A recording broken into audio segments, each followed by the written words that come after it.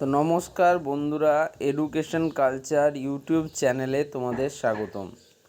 তো দেখো, কালকে রাত্রেই কিন্তু তোমাদের ডিপ্লোমার যে অড সেমিস্টার এক্সামিনেশন রেজাল্ট, অর্থাৎ ডিপ্লোমার first, third and fifth semester examination result সেটা বেরিয়ে গিয়েছে। এবং সেই রেজাল্ট বেরিয়ে যাওয়ার পর তোমাদের কিন্তু এই রকম অনলাইনে কিন্তু একটা রেজাল্ট এসছে।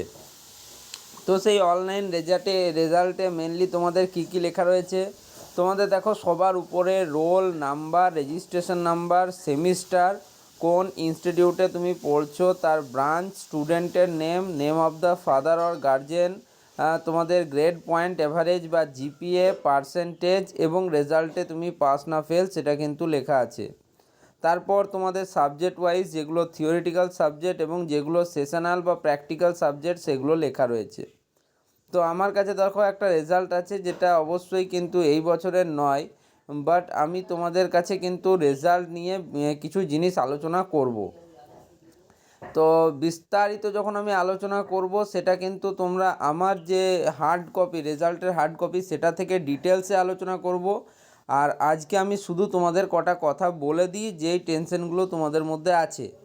প্রথম ব্যাপারটাই হচ্ছে যে তোমরা অনেকেই বলছো যে দাদা আমার পার্সেন্টেজ এসছে 60%, বাট আমার গ্রেড পয়েন্ট এভারেজ এসছে 7.2। তাহলে এটা কিভাবে সম্ভব? তো দেখো তোমাদের একটু বলে দিই, এই যে পার্সেন্টেজ এবং জিপিএ, গ্রেড পয়েন্ট এভারেজ, এর মধ্যে পার্থক্য আছে।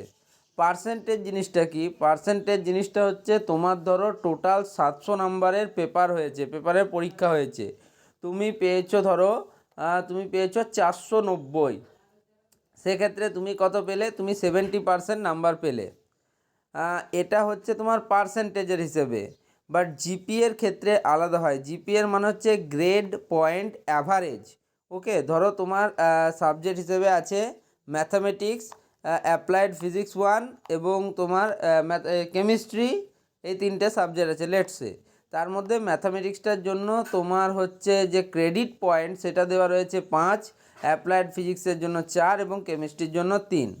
এবার তুমি ধরো তিনটেতেই 70% করে, 71% করে নাম্বার পেয়েছো, সেক্ষেত্রে তোমার ক্রেডিট পয়েন্টের সাথে তোমার এটাকে 8 গুণ করা হবে। ওকে, 8 হিসেবে, যদি 70-এর উপরে পাও 8 হিসেবে গুণ করা হবে। তাহলে তুমি ম্যাথে পেলে 5 × 8 মানে 5 × 8 = 40 পয়েন্ট। একইভাবে তুমি ফিজিক্সে পেলে 4 × 8 = 32 পয়েন্ট এবং কেমিস্ট্রিতে পেলে 3 × 8 = 24 পয়েন্ট। তাহলে 24 + 32 + 40 কত হচ্ছে তোমার? দেখো 40 + 32 মানে হচ্ছে তোমার 72, 72 + 24 মানে হচ্ছে তোমার 72 + 24 মানে হচ্ছে তোমাদের 76, আর 30 হচ্ছে 106। মানে টোটাল তুমি ক্রেডিট পয়েন্ট পেলে 106। এবার অ্যাভারেজ যেহেতু বলেছে, আর টোটাল ক্রেডিট পয়েন্ট কি, প্রত্যেকটাতে হচ্ছে পয়েন্ট 10 করে এবং ক্রেডিট হচ্ছে প্রথমটার ক্ষেত্রে 5 মানে 5 × 10 = 50, দ্বিতীয়টার ক্ষেত্রে 4 মানে 4 × 10 = 40 90, আর তৃতীয়টার ক্ষেত্রে 3 মানে 3 × 10 = 30। অর্থাৎ 120-তে তোমার ক্রেডিট পয়েন্ট মানে পয়েন্ট স্কোর হলো 106। তাহলে 106/120 করে তোমাদের যে রেশিওটা বেরোবে, সেই অনুপাতে কিন্তু তোমাদের গ্রেড পয়েন্ট অ্যাভারেজ কিন্তু এটা ক্যালকুলেশন হবে। এই ক্যালকুলেশনটা টোটালি পার্সেন্টেজের থেকে আলাদা। এবং দেখো বিভিন্ন ক্ষেত্রে কিন্তু এই গ্রেড পয়েন্ট যদি তোমাদের 7.5-এর অ্যাবাভ থাকে, সেক্ষেত্রে তোমাকে লাস্ট অবধি অ্যাজ ফার্স্ট টু 6 সেমিস্টার অবধি, তাহলে তুমি ফার্স্ট ক্লাস উইথ ডিস্টিংশন কিন্তু পেয়ে যাবে।